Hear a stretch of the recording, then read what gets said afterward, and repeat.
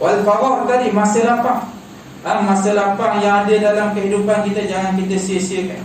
Kan? Kita ada waktu sekarang, waktu kita duduki sekarang. Maksudnya tempoh yang kita ada sekarang perlu juga kita bersyukur. Syukur dengan apa yang ada. Dengan kita kata dengan segala apa yang Allah berikan kepada kita, syukur. Kan? Kata-kata pujangga macam mana? As'adun nas man lahu qalbun alimun wa badanun sabirun wa qana'atun bima fil yad. Kata-kata pujangga.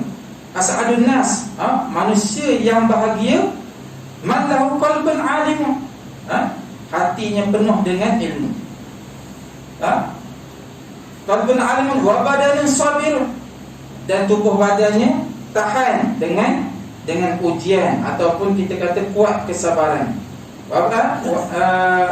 Qalbun alimun wa badanun sabirun wa qana'atun bima fil yad. Ini maksud, iaitu sentiasa bersifat merasa cukup. Merasa cukup dengan apa yang ada. Ini hak besar yang diajar oleh Islam kepada kita, merasa cukup dengan apa yang ada. Bukan bermaksud merasa cukup dengan apa yang ada ni kita dah tak usaha dah, bukan maksud itu. Tetapi kita bersyukur. Apa yang kita ada sekarang, kita bersyukurlah dengan Allah SWT. Dengan syukur tadi, Allah akan melimpahkan lagi nikmat pemberiannya kepada kita, mudah-mudahan. Tuan-tuan dirahmati Allah SWT. Penjelasan tentang tujuan menjadikan langit dan bumi serta dunia pada umumnya, menciptakan jin dan manusia khususnya, disebutkan dalam Al-Quran. Allah SWT berfirman, a'udzu billahi minasyaitonir rajim. Allahul ladzi khalaqa sab'a samawati wa minal ardi mithlahunna yatanazzalul amr bainahunna lita'lamu anna Allah 'ala kulli syai'in qadir wa anna Allah qad ahata bi kulli syai'in 'ilma.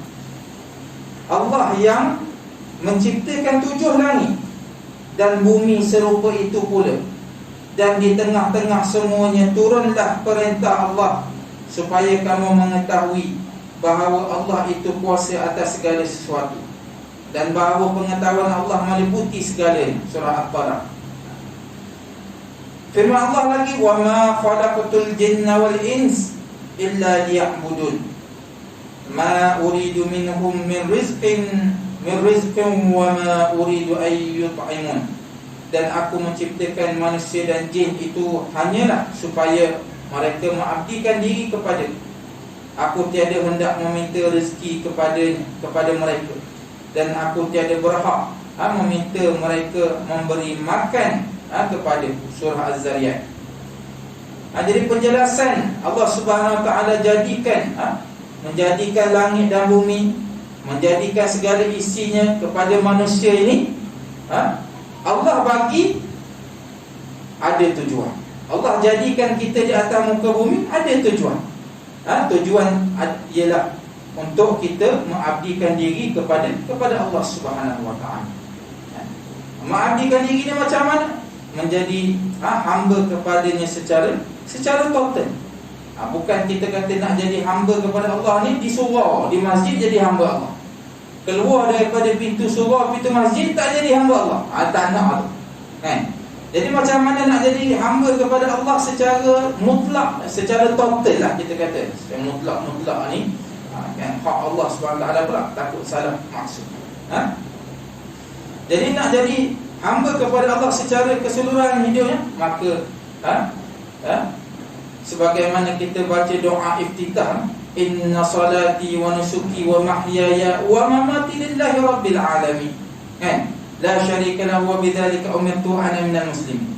Wa bidzalika umirtu, segala apa yang Allah arah kita sambut, kita taat, kan? Dan menjadi kita wa ana minal muslimin, kita menjadi orang Islam, orang yang berserah diri kepada Allah Subhanahu Wa Taala. Itu penting. Jadi kita kata faham maksud ini adalah perkara yang bukan perkara yang baru lah, perkara yang sudah menjadi kefahaman kepada kita orang Islam, kan? Menjadi kita menjadikan kehidupan kita keseluruhannya sebagai pengabdian diri kepada Allah Subhanahu wa taala.